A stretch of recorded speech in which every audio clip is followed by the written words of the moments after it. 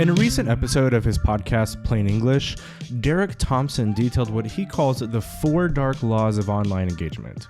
So let's go over them. They are, number 1, negativity bias drives headline clicks. The biggest bias in news is the bad news bias. People are significantly more likely to click negative headlines than positive ones, which of course incentivizes outlets to produce more negative stories than positive ones. Number 2, extreme opinions drive in-group sharing. The most extreme content gets the most shares, and it serves to build an in-group identity. People want to feel a connection with a group of people and are willing to become more and more extreme to achieve that identity.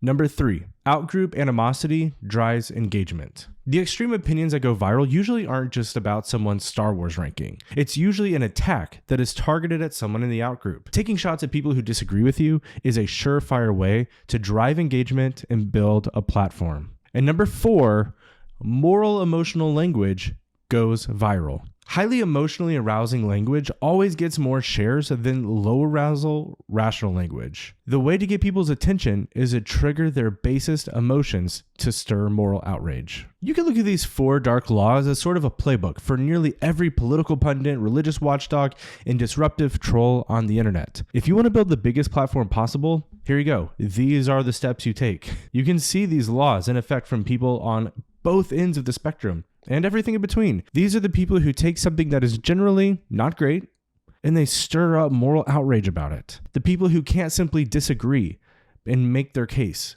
but must cancel you over their disagreement. The problem for us as Christians is that every single one of these dark laws of online engagement goes against the character that we are called to embody. Nowhere in Scripture are Christians called to solidify in-group status by projecting moral emotional animosity toward out-group people through slanderous negativity. This is the playbook of graceless shock jock fundamentalists, not gracious followers of Jesus. As Christians, whether we're content creators or casual posters, it is incumbent on us to reject these dark laws of online engagement. We operate under a different law, the law of the Spirit, and that law is a law of love and joy and peace, not hate, cynicism, and outrage. So, in response to the 4 dark laws of online engagement, I want to propose another way of engaging online, the 4 spiritual laws of Christian online engagement. So here they are. Number 1, drive clicks to peace. Paul wrote in Romans 12:18, if possible, as far as it depends on you, live at peace with everyone. A lot of content online is people causing dissension in settings that they really aren't even a part of. Rather than allowing local communities to handle situations, keyboard warriors decide they will be the ones to hold someone accountable instead. We should do everything in our power to live peaceably with everyone, even through the content that we create. Number 2, drive opinions to reasonableness and gentleness. Paul also wrote in Philippians 4:5 and 6, let your reasonableness be known to everyone. The Lord is at hand. Do not be anxious about anything, but in everything by prayer and supplication with thanksgiving, let your requests be made known to God. That translation is the English Standard Version, but other translations say, let your gentleness be known to all. Hey, personally, I like both of those translations, and I think it should be both.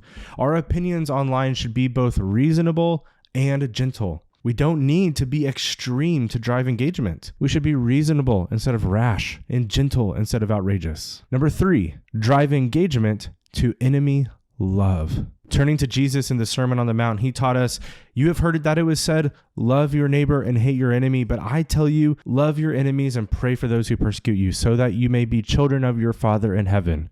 For he causes his sun to rise on the evil and the good, and sends rain on the righteous and the unrighteous. For if you love those who love you, what reward will you have? Listen, it is easy for us to generate content that creates animosity toward those in the outgroup. There might be no easier way to gain a large following than this. But Jesus calls us to love our enemies, to love those who are in the outgroup, and to pray for those who show animosity toward us. Our content, even our critiques, should show that we genuinely love the people we would consider our enemy, or who consider us their enemy. And number 4, evaluate everything spiritually. Going back to Paul in 1 Corinthians 2, he writes, We also speak these things not in words taught by human wisdom, but in those taught by the Spirit, explaining spiritual things to spiritual people. But the person without the Spirit does not receive what comes from God's Spirit, because it is foolishness to him. He is not able to understand it, since it is evaluated spiritually. The spiritual person, however, can evaluate everything, and yet he himself cannot be evaluated by anyone. For who has known the Lord's mind that he may instruct him? But we have the mind of Christ. Our primary evaluation of a story isn't through the moral, emotional language of the headline or the person sharing the story. As Christians, we evaluate the content we see spiritually with the mind of Christ. We hold it up to Scripture. We ask where it aligns or where it doesn't. We submit it to the community and ask for other people's input.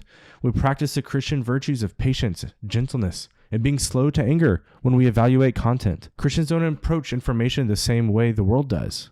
We do so by the Spirit.